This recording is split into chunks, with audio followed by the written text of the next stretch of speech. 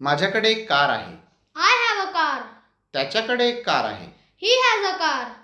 माझ्याकडे एक कार होती. I had a car.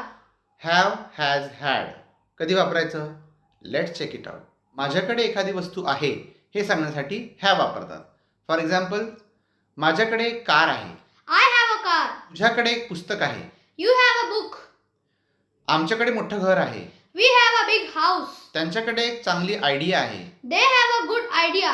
एखाद्याजवळ एखादी वस्तू आहे हे सांगण्यासाठी हॅज. फॉर एक्झाम्पल, त्याच्याकडे एक चांगली योजना आहे. He has a good plan. I, you, we, they आणि प्ल्युरल सब्जेक्ट असेल म्हणजे अनेकवचनी करता असेल तर हॅव. पक्ष्यांना पंख असतात.